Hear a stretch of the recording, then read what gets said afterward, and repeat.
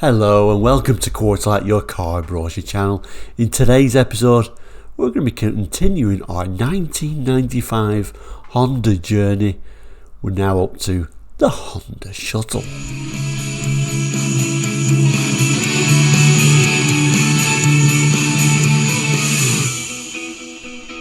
Welcome back to Quarterlight.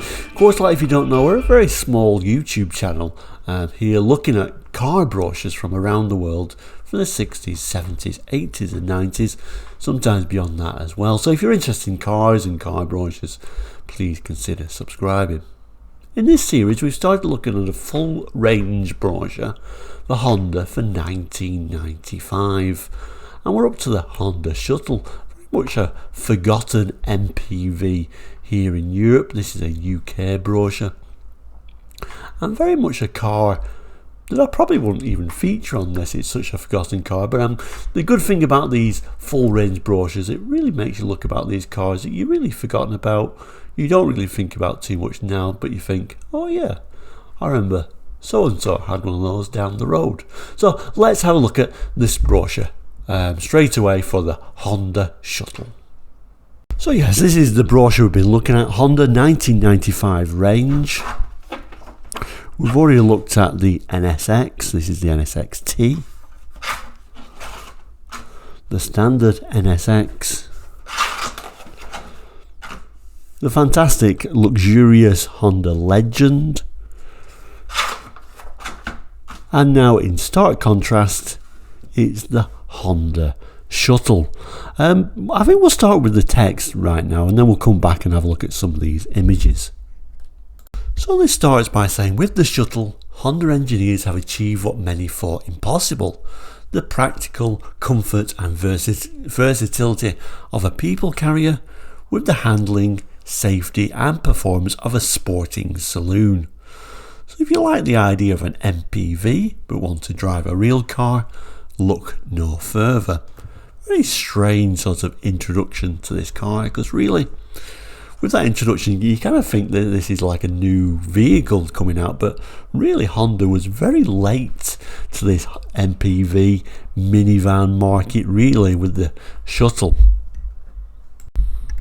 And in Europe, in the UK, this particular Honda Shuttle, it came out in 1995 when this brochure came out, and it ran, I think, to around about the year 2000.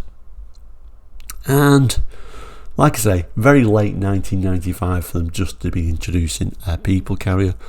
I think this is the same vehicle that came out in Japan in 94, in November in 94, as the Honda Odyssey, and this would be the Mark 1 Odyssey. Few shortcomings though when it came out: only available as a 6-seater, and not the most attractive. No, it's very plain looking, isn't it, I think, as well. I think that's certainly a downfall. The main disadvantage, when it came out in 1995, it was extremely expensive. So expensive that not that many people bought them. So expensive, by around about 1997, they actually dropped the prices for them so they could actually sell them.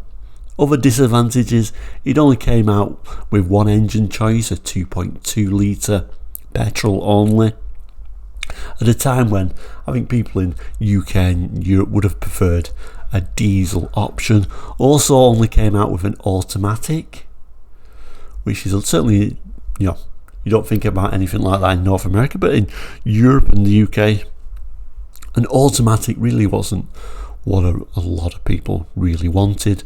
And I always think with Hondas, they're extremely reliable cars, extremely well built, but I always think the automatic gearboxes on Hondas weren't the best, in my opinion. They weren't the most reliable units. I think they were far better at building manuals. So this is the layout that came up, this sort of 6-seater layout, these 4 individual chairs and this sort of like bench at the back there. So get a little bit limited by it being just a 6-seater. One thing I do like, I like it when they do this sort of like walk-through area. I think that's quite nice, although the handbrake might have been better with something here rather than the handbrake layer there to make it easier to get around. But there it is, certainly a practical vehicle nevertheless for families. You get another little image of this lady removing, or maybe just folding down. I'm not sure how the back seat worked. I don't know if you can fold it or if you actually had to remove it to create it into, a proper 4-seater with a very large luggage area. And one of the benefits were it was quite well equipped, and we'll see some of that equipment levels on here. It goes on to tell, driven by a 2.2 litre 16-valve fuel-injected engine, the shuttle provides powerful performance without sacrificing fuel economy. It easily seats 6 in comfort, yet still offers plenty of room for luggage. It's built without compromise. That means the added security of dual airbags, anti-lock brakes and an immobiliser, and the extra convenience of central locking and power steering. And one of the reasons why it was also a high price when it came out, only one trim level, ES, so there wasn't like a stripped out version, so you had to pay for all that. So some of the standard major equipment it had: 16-valve fuel-injected engine, ABS, SRS driver and passenger airbag, side impact protection beams, air conditioning, central locking, power steering, electric windows, immobiliser, electric door mirrors, heated door mirrors, tilt adjustable steering wheel, 6-speaker RDS radio cassette, alloy wheels, electric sunroof, rear wash wipe, tinted windows and remote fuel lid opener. So as we can see the specifications, and we can see these top 3 models, they've only got one engine choice. Interestingly, as we go down the range we'll see several different engine choices. But sticking with the Shuttle for now, that's a 16-valve 4-cylinder engine, fuel injected, 2156cc. And we have here maximum horsepower 150, maximum torque 198, overall length 4,750 millimeters. Interesting, isn't it, that it's not as long as a Legend. The Honda Legend's a longer vehicle than the Shuttle, interestingly, and even a wider vehicle than that Honda Shuttle, being the narrowest of these models we've seen so far, interestingly. Although obviously, being an MPV, a people carrier, it is the tallest.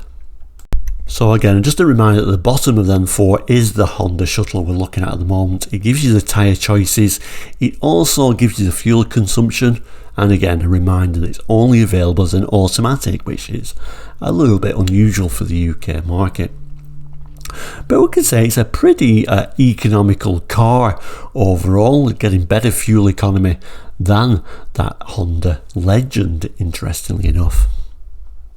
So there we go, the Honda Shuttle. Certainly not a popular one. I do remember seeing a few of them around, but I think particularly when it was launched, just having that one level of trim, just the automatic, with the very high price, it was certainly a slow seller. And also, of course, it was extremely late to that sort of range of cars, which certainly wouldn't have helped it at all. Although, the Honda badge does certainly attract some people, thinking again a very reliable car. Although, like I say, I'm never really think the automatics were anywhere near as reliable as the manuals. Okay, so what do we have for next week's episode for this 1995 Honda range? Oh, it's the Honda Prelude, a car we have featured before, but we'll certainly look at this again. It is certainly one of my favourite Hondas of this time period. So there we go. I really like Hondas from this time period. They had a nice selection.